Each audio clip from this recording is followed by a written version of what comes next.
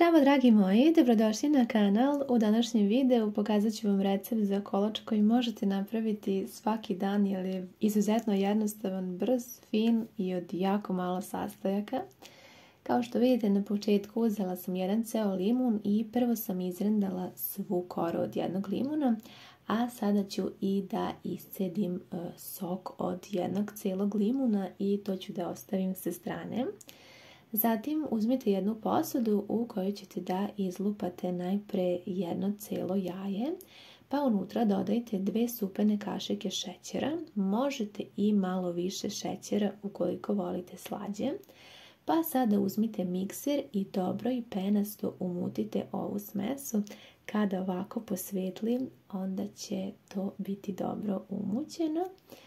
Napominjem, ukoliko volite malo slađe, možete dodati eventualno još jednu kašiku šećera. Sada dodajte 100 ml otopljenog maslaca ili možete upotrebiti 100 ml biljnog ulja.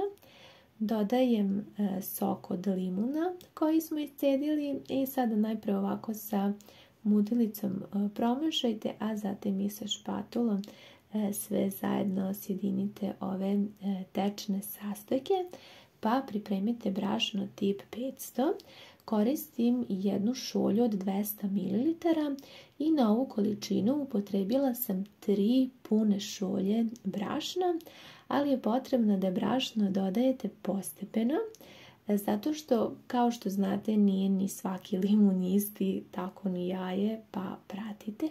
Dodala sam polovinu kesice praška za pecivo i sada ćemo sve zajedno da umesimo. Znači, meni na ovu količinu je bilo dovoljno tačno 3 šolje brašna. Otprilike ako koristite istu veličinu limuna, neko srednje jaje, mislim da će i vama, ali evo ja ću vam pokazati u nastavku ovog videa kako treba da izgleda smesa.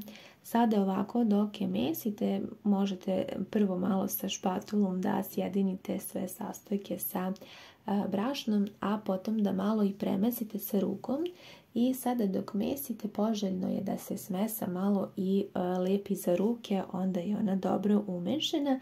Pa uzmite vrlo malo brašna, pospite preko i sad lepo umesite i trebalo bi da vam se više ne lepi za ruke, ali nipošto ne treba da preterate sa brašnom jer testo treba da ostane ovako mekano kao što je moje. Pratite samo ovo uputstvo i sigurno će i vama uspjeti ovaj recept. Izuzetno mekano testo morate da umutite, odnosno da umesite, i zaista je jednostavan ovaj recept. Mislim da svako može da ga pripremi.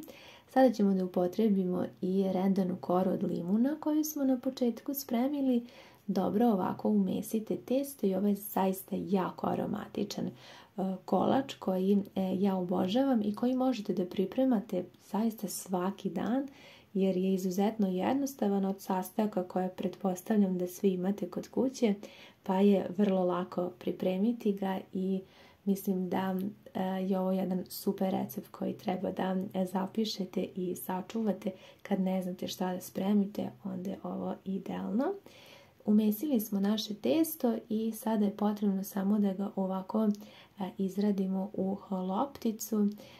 Otprilike vidite debljinu, evo sada ću vam pokazati, malo je deblje testo, ja ću ga tako napraviti, tako je lakše. I sada ću podijeliti ovu lopticu na 12 delova. Vi možete podijeliti i na više, na manje, zavisno koje veličine kolača želite da napravite. Mislim da je ovo neka srednja i taman veličina po nekom mom ukusu, a vi ćete svakako napraviti po vašem. Od svakog ovog dela napravite jednu lopticu. Vidite da se ništa više ne lepi za ruke i sve krajnje jednostavno. Može napraviti i neko ko nikada nije mesio.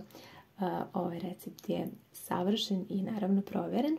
Spremite malo šećera u prahu, pa svaku lopticu koju ste napravili blago uvaljajte ovako u šećer u prahu. To će dati zaista fin ukus i napominjem, ova količina šećera uopšte nije previše slatko za ovaj kolač. Evo, po mom ukusu. Spremila sam tepsiju dimenzije 20x30, obložila papirom za pečenje i na jako zagrejenoj rerni na 180 stepeni pekla sam ovaj kolač 20 minuta. Posuću malo šećera u prahu i kažem, kolač je taman toliko sladak, izuzetno aromatičan, a pogledajte koliko je mekan da se on prosto raspada u mojim rukama i tako će se topiti u vašim ustima dok ga budete jeli. Izuzetno je, kažem, aromatičan, na limun, preukusan, odlično ide uz prvu jutarnju kaficu, čaj, kada vam dođu gosti, prijatelji i vaši ukućani, da uživate uz neke tople napitke. Eto, od srca predlažem da isprobate, nadam se da vam se dopada. Javite mi vaše utiske, hvala vam mnogo na gledanju i ljubim vas sve puno.